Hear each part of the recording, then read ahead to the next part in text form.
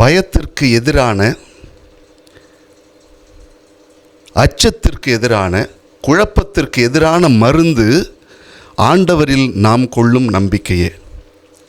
அன்புக்குரிய சகோதர சகோதரிகளே, பாஸ்கா காலம் 5வது ஞாயிற்றுக்கிழமை வழியாக காஸ்பல் ஹீலிங் மினிஸ்ட்ரியின் வழியாக இந்த செய்தியை உங்களோடு பகிர்ந்து கொள்கிறேன். யூதர்களுக்கு உண்மையிலேயே அடிப்படையில் நம்பிக்கை உள்ளவர்கள். அதுவும் ஷேமா என்று சொல்லப்படுகிற இணைச்சட்ட புத்தகம் 6வது அதிகாரம் 4வது வசனத்திலே அதனுடைய அடிப்படையிலிருந்தே அவர்களுக்கு ஆண்டவர் யாவே இறைவன் மீது நம்பிக்கை உண்டு.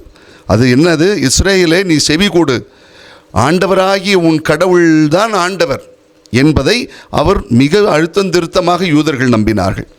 இந்த நிலையில் இன்று வாசிக்கப்பட்ட நற்செய்தியில் ஆண்டவர் இயேசு கிறிஸ்து அவர்களுக்கு, தன்னுடைய சீடர்களுக்கு கொடுக்கிற செய்தி, நீங்கள் உள்ளம் கலங்க வேண்டாம், என்னிடம், தந்தையிடம் நம்பிக்கை கொள்ளுங்கள், என்னிடமும் நம்பிக்கை கொள்ளுங்கள் என்று சொல்லி அவர்களுக்கு இந்த செய்தியை சொன்ன உடனே அவங்க கொஞ்சம் ஆடி போயிட்டாங்க.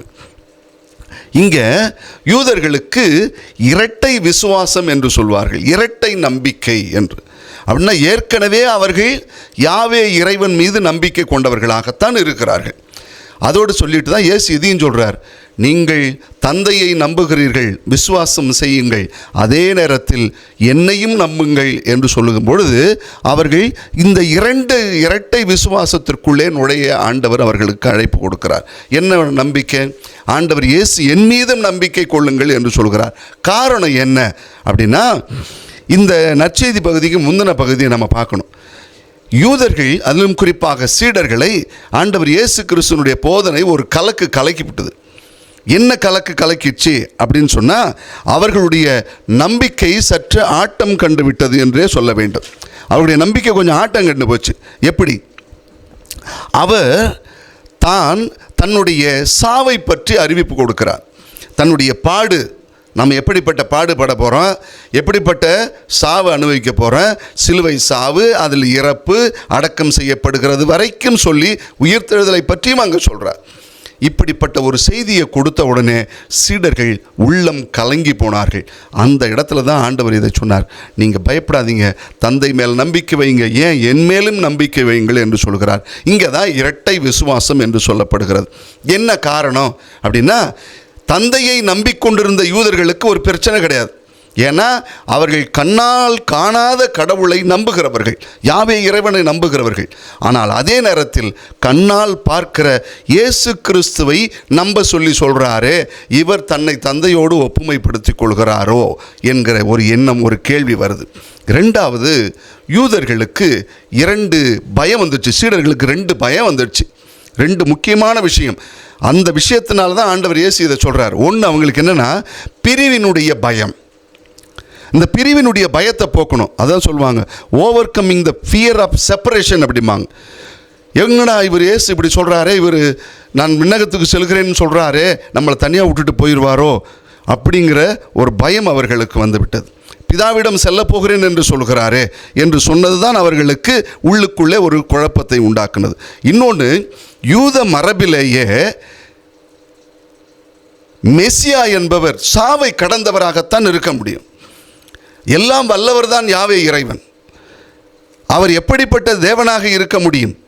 சர்வ வல்லவர் என்று சொல்லுகிறோமே, அந்த வல்லவர் தான் யாவே இறைவன். அப்படின்னா இவர் எப்படி சாக முடியும்?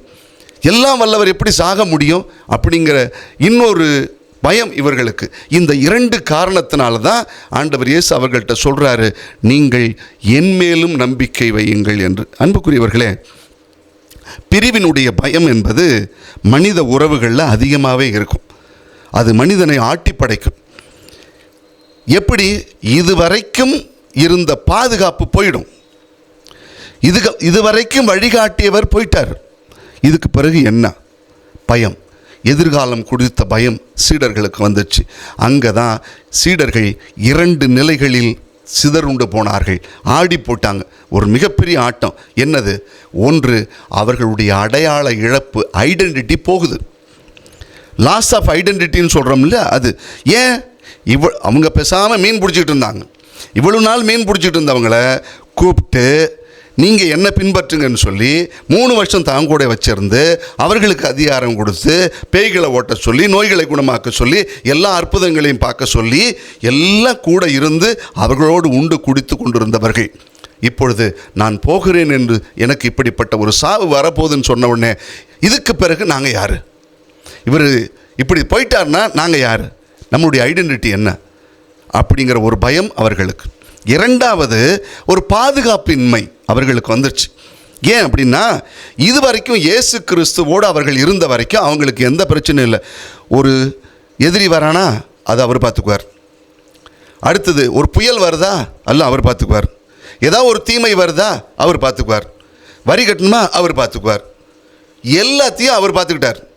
இதுக்கு பிறகு அப்படிங்கும் பொழுது இதுக்கு பிறகு நாங்கள் என்ன செய்வோம் அப்படிங்கிற ஒரு பாதுகாப்பற்ற தன்மை வருகிறது. இந்த 2 சூழலில் தான் அவர்கள் உள்ளம் கலங்கி போகிறார்கள். அவர்கள் உள்ளம் கலங்கி போகும் பொழுது தான் ஆண்டவர் இயேசு கிறிஸ்து அவர்கள்ட்ட சொல்கிறார், நீங்கள் பயப்படாதீங்க, கலங்காதீங்க, தந்தை மேல் நம்பிக்கை வையுங்கள், என் மேலும் நம்பிக்கை வையுங்கள் என்று சொல்லுகிறார். அன்புக்குரியவர்களே, நிறைய நேரத்தில் நாம் என்ன நினச்சிக்கிறோம், ஒருவேளை இந்த நிகழ்ச்சியை சொன்னால் உங்களுக்கு புரியும்னு நினைக்கிறேன்.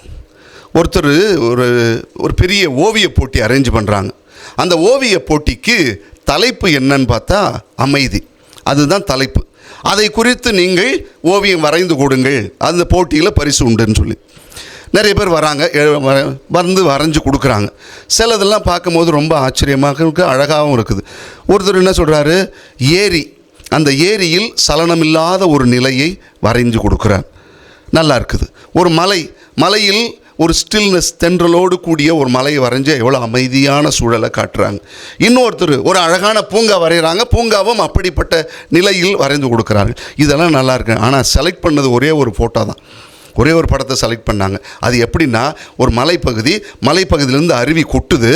அருவி கொட்டும் பொழுதே பக்கத்தில் ஒரு மரம், அந்த மரத்தில் கிளை மீதெல்லாம் தண்ணி அடிக்குது. இந்த மாதிரி ஒரு சலனம், ஒரே சத்தம், ஒரே சலனம், தண்ணி அடிக்குது. இவ்வளவு அடிச்சுக்கிட்டு இருக்கிறதுல அந்த மரத்தினுடைய ஒரு சின்ன கிளையில் ஒரு குருவி கூடு கட்டி இருப்பது போலவும், அந்த கூட்டுக்குள்ளே குருவி குஞ்சுகள் இருப்பது போலும், தாய் குருவி அதற்கு உணவு ஊட்டி கொண்டிருப்பது போல ஒரு வரைபடம் வருகிறது.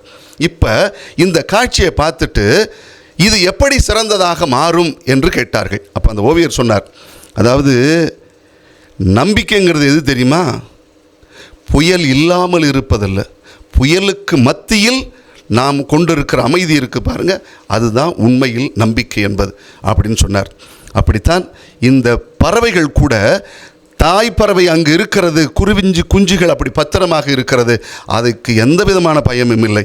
நம்பிக்கை என்பது அப்படி வேரூன்றப்படணும். மனுஷனுடைய வாழ்க்கையில் பயத்துக்கு மருந்து என்ன தெரியுமா, குழப்பத்திற்கு மருந்து என்ன தெரியுமா, அச்சத்திற்கு மருந்து என்ன தெரியுமா, வேறு எதுவும் இல்லை. ஆண்டவர் மேல் நாம் கொள்கிற நம்பிக்கை மட்டுமே.